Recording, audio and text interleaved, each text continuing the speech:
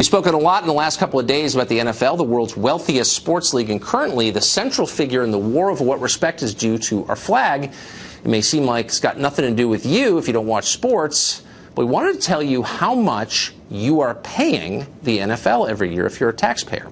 According to Watchdog.org, in the past 2 decades, NFL teams have received $7 billion in taxpayer support for their stadiums. Now, these stadiums, which are often privately owned, operated for a profit, are routinely financed by tax-free bonds, usually reserved for public infrastructure. The NFL enjoys a special exemption from federal antitrust law. The smaller people get really rich, you pick up the tab, and they mock the things that you care about, just so you know. Meanwhile, President Trump has continued to lob attacks at the league, at the Football League, predicting imminent disaster if they continue to let players protest during the national anthem. The NFL is in a very bad box. You cannot have people disrespecting our national anthem, our flag, our country, and that's what they're doing. And in my opinion, the NFL has to change. Or you know what's going to happen? Their business is going to go to hell. Mark Steyn knows something about powerful organizations going into decline. He's been writing about Europe for decades. Mark Steyn joins us tonight. Mark, it does seem like a kind of perverse system where U.S. taxpayers help make NFL team owners richer while they allow their employees to give the finger to the country that subsidizes them. How does that work?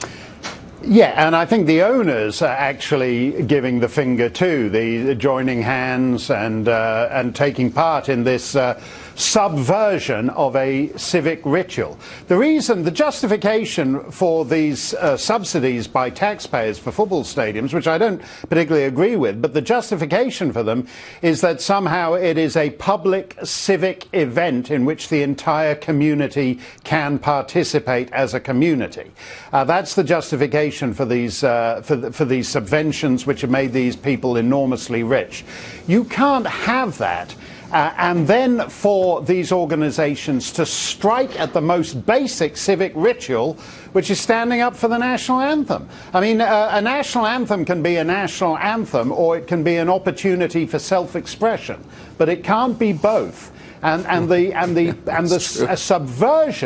subversion of the most basic civic ritual of all by these enormously wealthy people, privileged beyond belief, is absolutely revolting.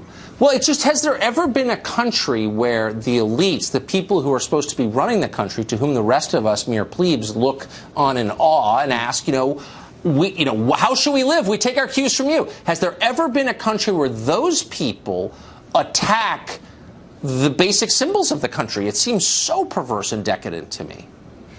Well, what's interesting to me about this, there are people, I've spent a lot of my time in the province of Quebec, where the Lieutenant Governor enters to the first half of God Save the Queen and the last half of O Canada, neither of which secessionist Quebecers care a hoot for. But they still all rise reluctantly to their feet and at least kind of look semi-bored as they're standing up for it. Malcolm Turnbull, the Prime Minister of Australia, ran a campaign to get rid of the present Australian flag, but he still stands up for that flag. What is going on here is absolutely extraordinary, where people are actually taking the most basic act a citizen can do, rise to his feet when he hears the first bars of the national anthem, and have constructed an entirely different ritual around it.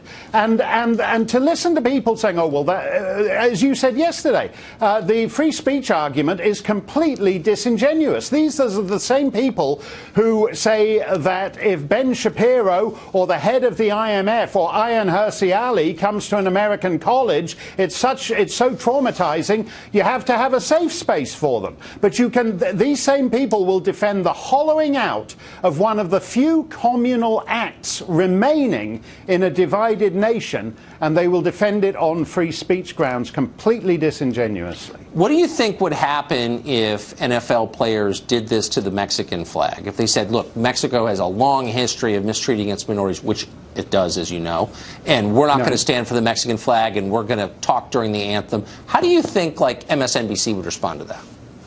Oh, no, they would regard that as absolutely disgraceful. But the point here is that identity politics is all about the old Leninist thing, whom? Who is doing what to whom?